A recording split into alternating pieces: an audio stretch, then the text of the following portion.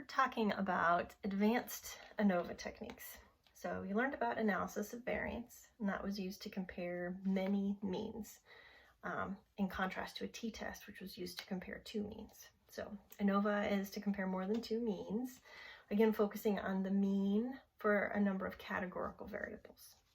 So we're going to move into more advanced techniques at the end of this program, and today we're going to talk about analysis of variance, where you have more, not just multiple levels of a categorical variable x, like red, blue, and green, but multiple x variables. So an example that I give in the lab is that plants grow, right? And you can model plant growth, and plant growth might be influenced by fertilizer treatment, none, medium, and high, right? But it might also be influenced by water treatment, none, medium, and high. And so if plant growth is influenced by two categorical factors, in this case it could also be influenced by two continuous factors, depending on how you treated those variables, fertilizer and water, then you have a two-way analysis of variance. And if you wanted to add in a third categorical variable like light availability, none, medium, and high, then you'd have a three-way analysis of variance. And so whether you are a one-way ANOVA has 1x, two-way ANOVA has 2x variables, and a three-way ANOVA has 3x variables. Then we're going to get to ANCOVA at the end. So we're going to start off with one-way ANOVA. Just as a reminder, what is going on in an analysis of variance table when you deal with a one-way ANOVA? We have our among group variation, so our factors, so none, medium, and high. We have our within group variation. This is the error within a group, okay, the noise, the error bar, right? And we have total variation. Okay, so this should look familiar. We have a number of groups, so a minus 1 degrees of freedom for one-way ANOVA. We have n as our sample size, so a times n minus 1 is our degrees of freedom for the within group variation, and an minus 1 is our degrees of freedom for total variation. Then we end up with SS among, and we went through the math of these things in previous lectures, so I'm just going to shorthand it and call it SS within and SS total. And then we have mean squares, which are basically the sums of squares divided by the degrees of freedom. So mean square among, mean square within. We don't really need to talk about the mean square total. And then an F ratio for a one-way ANOVA, it's the mean square among divided by the mean square within. And this gives you a value of F that you compare to a table of values of F for your 2 degrees of freedom associated with the numerator and the denominator, right? You look at a table of F, you go across the top for your numerator, across the side for your denominator. You find the critical value of F in your table, and if your value of F is larger than the critical value of F in the table, then your P is less than 0.05, and you can reject the null hypothesis.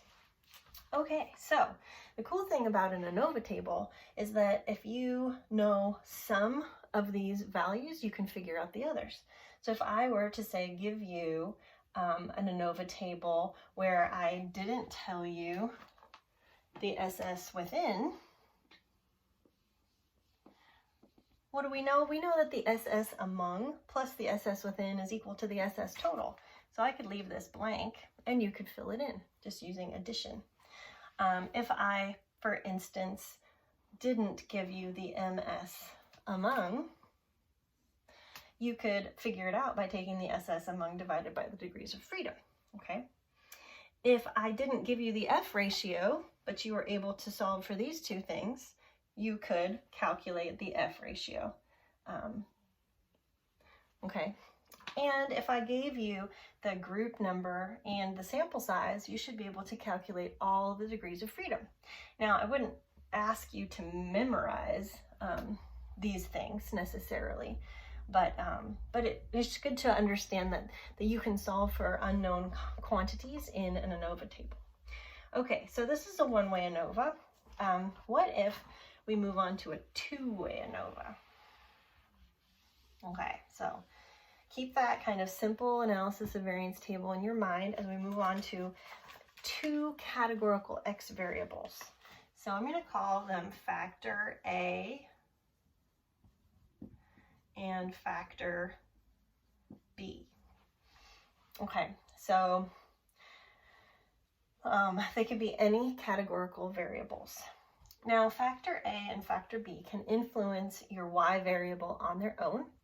They can also have what's called an interactive effect. So A times B. So for instance, adding fertilizer to a plant, adding water to a plant, both of those things can increase growth on their own. But if you add fertilizer and water, then you really increase plant growth. So that's what an interaction term is all about. It's an interaction between the two factors. Now we still have our within group variation, and we still have our total variation. Okay, so the degrees of freedom. How do we figure this out for a two-way ANOVA? Well, the degrees of freedom for factor A is the number of categories in the variable A minus 1. For the degrees of freedom for factor B, it's a number of categories in B minus 1. For A times B, for the interaction, it's A minus 1 times B minus 1. For the within group variation, it's A times B times N minus 1. And for the total variation, it's A, B, N minus 1. Okay, so this is basically the entire sample size minus 1. Now, we would calculate sums of squares just like we did for the one-way ANOVA.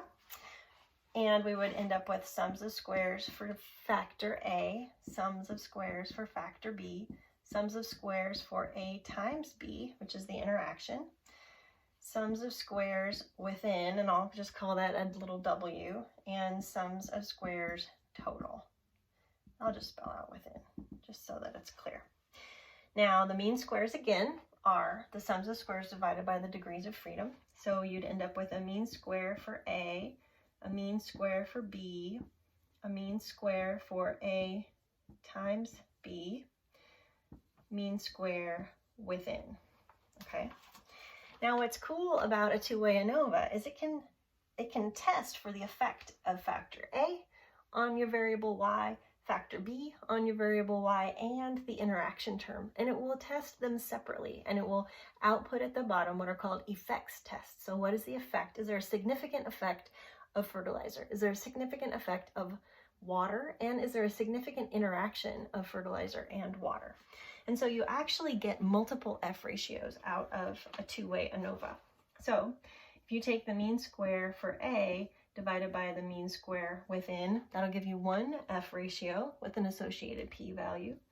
Mean squared for B divided by mean square within will give you an F ratio for factor B, and mean squares A times B divided by mean square within will give you the significance, or it'll give you an F value for your interaction term.